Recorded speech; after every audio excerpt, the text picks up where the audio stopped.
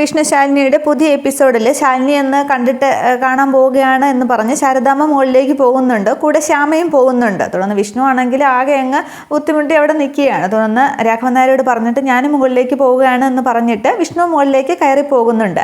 ശാരികയും കൂടെ പോവുകയാണ്. അതേസമയം സത്യഭാമയാണെങ്കിൽ എല്ലാവരെയും സ്വീകരിക്കുകയും അവർക്ക് ജ്യൂസ് കൊടുക്കുകയും ഒക്കെ ചെയ്യും. ആകെ ഒരു വെപ്രാളത്തിലും സന്തോഷത്തിലും ഒക്കെയാണ്.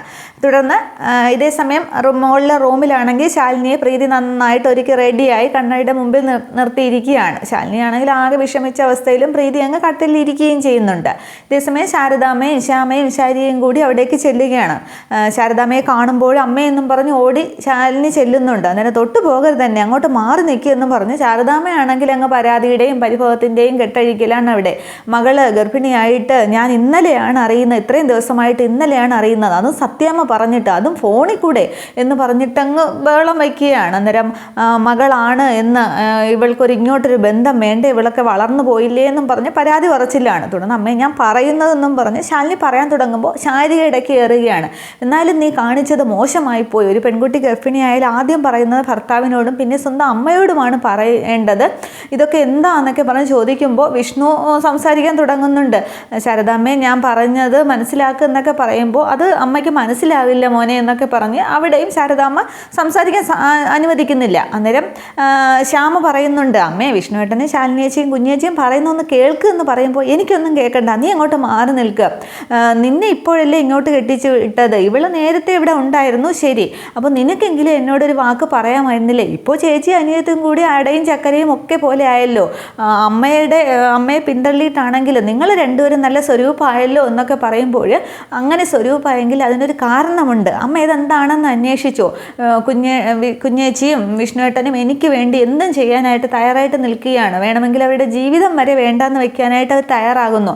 അങ്ങനെ നിൽക്കുന്ന അവർ എന്തെങ്കിലും ഒരു കാര്യം ചെയ്യുമ്പോൾ അതിൻ്റെ പിന്നിൽ എന്താണെന്ന് അമ്മ അന്വേഷിച്ചും ചോദിക്കുകയാണ്. അന്നേരം എന്താ എന്നിങ്ങനെ ചോദിക്കുമ്പോൾ ശ്യാമ ഒന്നും മിണ്ടുന്നില്ല. അന്നേരം പറയൂ എന്ന് പറഞ്ഞ് ശ്യാമയെ പിടിച്ചിങ്ങനെ ശാരദാമ്മ കുലുക്കുകയാണ്. അന്നേരം അമ്മയെ ഞാൻ പ്രഗ്നൻ്റ് അല്ല എന്നിങ്ങനെ ശാലിനി പറയുകയാണ്. അത് കേട്ട് ഞെട്ടിത്തരിച്ച് ശാരദാമ്മയും ശാരികയും നിൽക്കുന്നുണ്ട്. നീ എന്താണ് പറയുന്നത്, നിനക്ക് ബോധ്യമുണ്ടോ എന്നിങ്ങനെ ശാരിയെ ചോദിക്കുമ്പോൾ അതേ ശാരി ചേച്ചി ഞാൻ പ്രഗ്നൻ്റ് അല്ല എന്നിങ്ങനെ 2-3 തവണ ശാലിനി പറയുന്നുണ്ട്. അന്നേരം പിന്നെ താഴെ നടക്കുന്നതൊക്കെ ഇവിടെ എല്ലാവരും വിളിച്ചു കൂട്ടി എന്തൊക്കെ ചടങ്ങുകളല്ലേ സത്യാമ്മ പറഞ്ഞതോ എന്നൊക്കെ ചോദിക്കുമ്പോൾ ശാരദാമ്മയെ ഞാൻ എല്ലാം പറയാം എന്ന് പറയുകയാണ്. തുടർന്ന് അവിടെ കാണിക്കുന്നില്ല, പക്ഷേ വിഷ്ണു കാര്യങ്ങളെല്ലാം ശാരദാമ്മയോട് പറയുകയാണ്. തുടർന്ന് ശാരദാമ്മയ്ക്ക് അങ്ങ് ദേഷ്യവും സങ്കടവും ഒക്കെ ആയിട്ട് എന്ത് ചെയ്യുമെന്നുള്ളൊരവസ്ഥയിൽ ശാരദാമ്മ നിൽക്കുകയാണ്. ഇതേസമയം താഴെ ഹാളിൽ ചടങ്ങിനുള്ള ഒരുക്കങ്ങളൊക്കെ തകൃതിയായിട്ട് നടക്കുകയാണ്. കമലം വരുന്നുണ്ട് ഇടയ്ക്ക്. അന്നേരം സത്യഭാമ അന്വേഷിക്കുന്നുണ്ട്, കമല നീ ഇപ്പോഴാണോ വരുന്നതെന്ന്. അന്നേരം മൊബൈൽ റെസ്റ്റോറൻറ്റിൽ കുറച്ച് തിരക്കായിരുന്നു എന്ന് പറയുമ്പോൾ നീ ഇപ്പോൾ വലിയ മുതലാളിയാണല്ലോ എന്നൊക്കെ പറഞ്ഞിട്ട് സംസാരിക്കുകയും ചെയ്യുന്നുണ്ട്. കമല അർജുനെയും രോഹിത്തിനെയും നോക്കി ഹായൊക്കെ പറഞ്ഞ് കൈയൊക്കെ കൊടുക്കുന്നുണ്ട്. പക്ഷേ രോഹിത്തും അർജുനും ഒക്കെ ആകെ ഒരു വിഷമിച്ചിരിക്കുകയാണ്. കമല ശ്രദ്ധിക്കുന്നുണ്ട്. പിന്നീട് അത് കഴിയുമ്പോൾ ശാലിനിയെ പരിശോധിച്ച ഭാമ വിളിച്ചു വരുത്തിയ ഡോക്ടർ വീട്ടിലേക്ക് വരുന്നുണ്ട്. ലേഡി ഡോക്ടർ, ഞാൻ വൈകിയില്ലല്ലോ എന്ന് പറഞ്ഞില്ല, സമയമാവുന്നേ ഉള്ളൂ എന്ന് പറഞ്ഞ് ഡോക്ടർ എത്തുന്നുണ്ട്. പിന്നെ ഇതിനൊക്കെ ഇടയ്ക്ക് സുസ്മിത കാറിൽ സത്യഭാമയുടെ വീട്ടിലേക്ക് വരുന്നതും കാണിക്കുന്നുണ്ട്. ഇതേസമയം ശാരദാമ്മയാണെങ്കിൽ ശാലിനിയാണ് കുറ്റപ്പെടുത്തുന്നത്. നീ ഒരു പെണ്ണല്ലേ, നീ എന്തായി ചെയ്തു വെച്ചിരിക്കുന്നത്, നിനക്ക് ബോധ്യമുണ്ടോ എന്നൊക്കെ ചോദിക്കുമ്പോൾ എനിക്കൊന്നും അറിയില്ല അമ്മയെന്നും പറഞ്ഞ് ശാലിനി നിൽക്കുകയാണ്.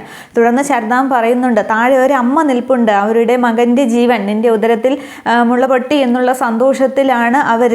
ഇത് അറിയിക്കാൻ വേണ്ടിയാണ് അവർ നാട്ടുകാരെയും ബന്ധുക്കളെയും ഒക്കെ വിളിച്ചു കൂട്ടി ആഘോഷിക്കാനായിട്ട് പോകുന്നത്. അവരോട് എന്ത് സമാധാനം പറയും എന്നൊക്കെ ചോദിക്കുമ്പോൾ ശാലിനിയെ കുറ്റപ്പെടുത്തുമ്പോൾ വിഷ്ണു പറയുന്നുണ്ട്, ഞാനാണ് പറഞ്ഞത് അമ്മയോട് എന്ന് പറയുമ്പോൾ തൽക്കാല രക്ഷപ്പെടലിന് വേണ്ടി നിങ്ങൾ അങ്ങനെ പറഞ്ഞു, രോഹിത്തിൻ്റെയും ശ്യാമയുടെയും ജീവിതത്തിന് വേണ്ടി എന്നൊക്കെ പറയുമ്പോൾ അവരുടെ ജീവൻ രക്ഷിക്കാനായിട്ട് നിങ്ങൾ ആരാണ്? അവർക്കൊരു ജീവിതം വിധിച്ചിട്ടുണ്ടെങ്കിൽ അത് കിട്ടുക തന്നെ ചെയ്യും. പണ്ടൊരിക്കൽ പ്രീതിയുടെ ജീവിതം രക്ഷിക്കാൻ വേണ്ടി അവളുടെ ഗർഭമാണെങ്കിൽ ശാലിനി സ്വയം ഏറ്റെടുത്തു. അന്നുണ്ടായ പ്രശ്നങ്ങളൊക്കെ നിങ്ങൾക്ക് ഓർമ്മയില്ലേ?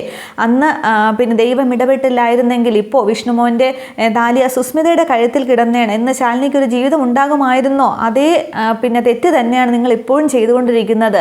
തൽക്കാലത്തേക്കൊരു കള്ളം പറഞ്ഞു ശരി, പക്ഷേ ഇതുവരെ കൊണ്ടെത്തിക്കുക അതേ കാര്യങ്ങൾ തീർക്കാമായിരുന്നില്ലേ എന്നൊക്കെ ചോദിക്കുകയാണ്. ഇത് പുറത്താരെങ്കിലും അറിഞ്ഞാൽ എന്തൊക്കെയാണ് സംഭവിക്കുക എന്നൊക്കെ പറഞ്ഞ് ശാരദാമ്മ ആകെ കരച്ചിലും ബഹളവും ഒക്കെയാണ്. അന്നേരം പുറത്താരും അറിയില്ല, ജീവൻ പോയാലും പുറത്ത് പറയാത്ത കാതുകളിലാണ് ഇത് എത്തിയിരിക്കുന്നത് എന്നിങ്ങനെ വിഷ്ണു പറയുമ്പോൾ കാറിലിരിക്കുന്ന സുസ്മിതയെ കാണിക്കുന്നുണ്ട്. സുസ്മിത ഫോണിൽ അവർ ആ പറഞ്ഞ വീഡിയോ ഒന്നുകൂടെ ഓണാക്കി നോക്കുന്നുണ്ട്. ഫോൺ ഇങ്ങനെ കറക്കി കാറിലിരിക്കുകയാണ് അവിടത്തേക്ക് വരാനായിട്ട്. എല്ലാവരുടെയും പ്രശ്നങ്ങൾ കയറി ഇടപെടാനായിട്ട് നിങ്ങൾക്ക് എന്തിൻ്റെ കേടാണ്? എല്ലാവരുടെയും പ്രശ്നങ്ങൾ സ്വന്തം ചുമലിലോട്ട് എന്തിനാണ് വലിച്ചു വെക്കുന്നത് എന്നൊക്കെ പറഞ്ഞ് ശാരദാമ്മ കുറ്റപ്പെടുത്തുന്നുണ്ട്.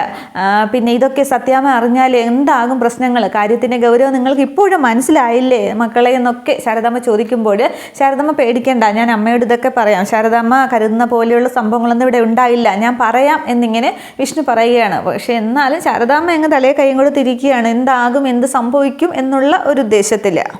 കഴിയുമെങ്കിൽ ഒരു നിമിഷം മുന്നേ അറിയിക്കണം, കഴിയുമെങ്കിൽ സീമന്ത ചടങ്ങിന് മുന്നേ തന്നെ അറിയിക്കണം എന്നൊക്കെ ഇങ്ങനെ ശാരദാമ്മ പറഞ്ഞുകൊണ്ടിരിക്കുമ്പോഴാണ് സത്യഭാമ മുറിയിലേക്ക് വരുന്നത്. ഇതുവരെ ഒരുങ്ങി കഴിഞ്ഞില്ലേ എന്നും പറഞ്ഞ് വരുമ്പോൾ ശാലിനി ഇങ്ങനെ ഒരുങ്ങി റെഡി ആയിരിക്കുന്നത് കാണുകയാണ്. അന്നേരം സത്യഭാമയുടെ മുഖത്താണ് ആകെ സന്തോഷമാവുകയാണ്. തന്ന 2 കവളിലൊക്കെ പിടിച്ച് തലയിലൊക്കെ തലോടിയിട്ട് രാജകുമാരിയെ പോലെ ഉണ്ട് എൻ്റെ പൊന്നിൻകുടം എന്നൊക്കെ പറഞ്ഞിട്ട് ശാലിനിയുടെ നെറ്റിയിലേക്ക് മുത്തമൊക്കെ കൊടുക്കുകയാണ്. ഇത് കണ്ട് എല്ലാവരും അങ്ങ് വിഷമിച്ച് നിൽക്കുന്നുണ്ട്. എന്നിട്ട് നല്ല തിളക്കമുണ്ട് എൻ്റെ മോളുടെ മുഖത്ത്, ഈ വയറ്റിൽ കിടക്കുന്ന രാജകുമാരൻ്റെ തിളക്കമാണ് എന്നൊക്കെ പറഞ്ഞ് ശാലിനിയുടെ വയറിലൊക്കെ ഇങ്ങനെ കൈവയ്ക്കുകയാണ് സത്യഭാമ. അന്നേരം പ്രീതിയാണെങ്കിൽ വിഷ്ണുവിനോട് പറയ് എന്നിങ്ങനെ കണ്ണുകൊണ്ട് ആംഗ്യം കാണിക്കുകയാണ്. തുടർന്ന് അമ്മേ എനിക്കൊരു കാര്യം പറയാനുണ്ടെന്ന് പറഞ്ഞ് വിഷ്ണു അങ്ങോട്ടേക്ക് ചെല്ലുമ്പോൾ അതൊക്കെ ഇനി ചടങ്ങ് കഴിഞ്ഞിട്ട് പറയാം, ചടങ്ങിന് സമയമായി, അങ്ങോട്ട് മാറി നിൽക്കുക കൊച്ചു പിള്ളേരെ പോലെ എന്ന് പറഞ്ഞിട്ട് ശാലിനി നിർബന്ധമായിട്ട് വാ മോളെ എന്നും പറഞ്ഞ് കൂട്ടിക്കൊണ്ട് റൂമിന് പുറത്തേക്ക് ഇറങ്ങുകയാണ്. അന്നേരം ശാലിനി ദയനീയമായിട്ട് വിഷ്ണുവിനെ നോക്കുന്നുണ്ട്. തുടർന്ന് തിരിഞ്ഞു വന്ന ശേഷം ഭാമ ശാരദാമ്മ വരുന്നില്ലേ ചോദിക്കുകയാണ്. തുടർന്ന് ശാരദാമ്മ പോകുന്നുണ്ട്. ശാരികയും ശ്യാമയും പ്രീതിയും ഒക്കെ കൂടെ പോവുകയാണ്. വിഷ്ണു ആണെങ്കിൽ ആകെ വിഷമിച്ച് നിൽക്കുന്നുണ്ട്. തുടർന്ന് വിഷ്ണുവും അവരുടെ കൂടെ താഴേക്ക് ഇറങ്ങി വരികയാണ്. തുടർന്ന് ശാലിനി എല്ലാവരും കൂടി താഴേക്ക് കൊണ്ടുവരികയാണ്. ശാലിനിയുടെ മുഖത്തെ വിഷമം കണ്ടിട്ട് മാലതി സുഭദ്ര കുഞ്ഞമ്മയോട് പറയുന്നുണ്ട്, പെണ്ണിൻ്റെ മുഖത്ത് അത്ര സന്തോഷമില്ലല്ലോ എന്ന്. അന്നേരം സുഭദ്ര കുഞ്ഞമ്മ പറയുകയാണ്, ചിലപ്പോൾ സത്യഭാമയുടെ നിർബന്ധം കൊണ്ടായിരിക്കും ഈ ഗർഭവും പിന്നെ ചടങ്ങും ഒക്കെ, പെണ്ണിന് ചിലപ്പോൾ താല്പര്യം കാണില്ല എന്ന് പറയുമ്പോൾ മാലതി അതങ്ങ് സമ്മതിക്കുകയാണ്. തുടർന്ന് കുട്ടി അങ്ങോട്ട് ഇരിക്കുമെന്ന് തിരുമേനി പറയുമ്പോൾ ശാലിനി അവിടത്തേക്ക് ആ പീഠത്തിലേക്ക് ഇരിക്കുകയാണ്. ആകെ വിഷമിച്ചാണ് ശാലിനി ഇരിക്കുന്നത്. ഇത്രയും ആകുമ്പോൾ എപ്പിസോഡ് അവസാനിക്കുകയാണ്. ഇനി എന്തായാലും സുസ്മിത അവിടത്തേക്ക് എത്തും വീഡിയോ ഒക്കെ ആയിട്ട്. പക്ഷേ സംഭവ സ്ഥലത്ത് ഡോക്ടറുണ്ട്, എല്ലാ കാര്യങ്ങളും അവിടെ തെളിയുമായിരിക്കും, വിശ്വസിക്കാം. Thank you.